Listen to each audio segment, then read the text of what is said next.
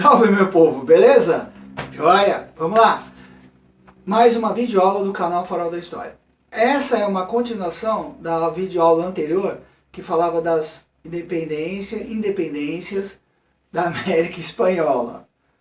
Começamos falando do Haiti, agora a gente falou das repercussões do que acontecia na Europa com as guerras napoleônicas, o iluminismo, que gerou então esses movimentos de independência na América Espanhola. O primeiro país que a gente falou foi sobre o Peru. Agora nós vamos falar da independência da Venezuela. Roda a vinheta!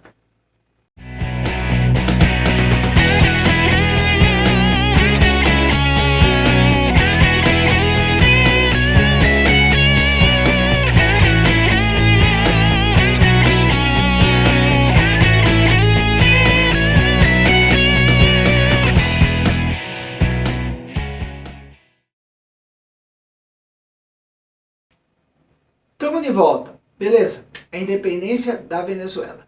Desde 1777, na região onde hoje é o país Venezuela, havia uma capitania geral vinculada ao Reino da Espanha. Então, nesse território era realizada a produção agrícola do cacau, principalmente.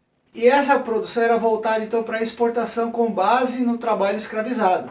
Então, os escravos que faziam o trabalho pesado ali.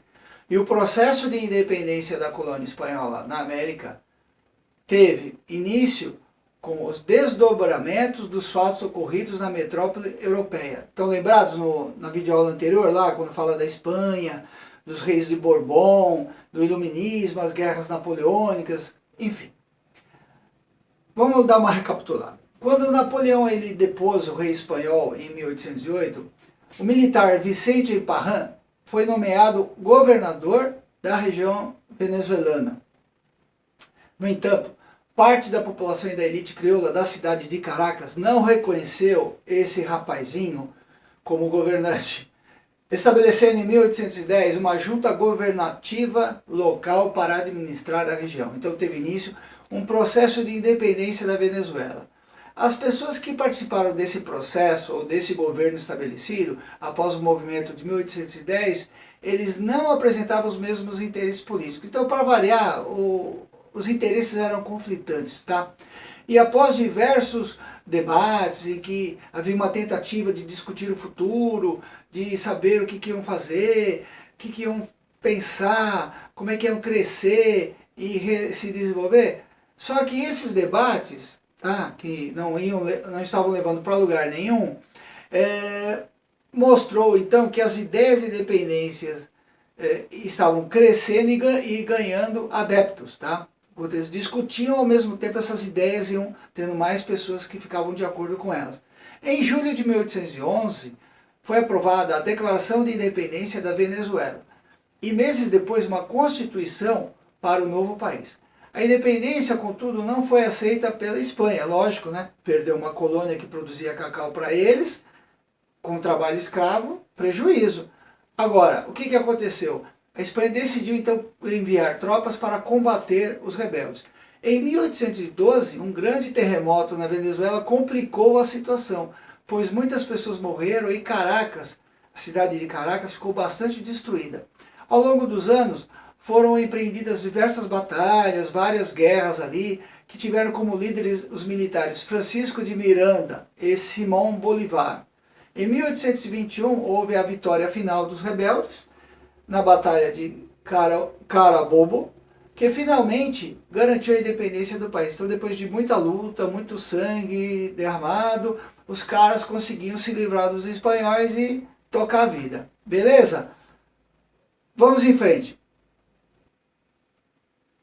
Certinho, então? Como é que é a Venezuela na atualidade? Vocês devem, claro, alguns de vocês devem estar assistindo os noticiários. Hoje a gente fala muito dessa pandemia do Covid-19, mas até algum tempo atrás era falado da crise venezuelana, o governo do Nicolás Maduro, a extrema pobreza, as pessoas fugindo da Venezuela para o Brasil, principalmente, porque o Brasil faz divisa com a Venezuela, certo? Então hoje é um país com uma população de cerca de 31 milhões de habitantes, dados do censo de 2017 de lá. E a região é bastante rica em petróleo e a exportação deste é a atividade que rege em grande parte a economia do país. Como eu disse, a Venezuela hoje está passando por uma crise política e econômica sem precedentes na sua história.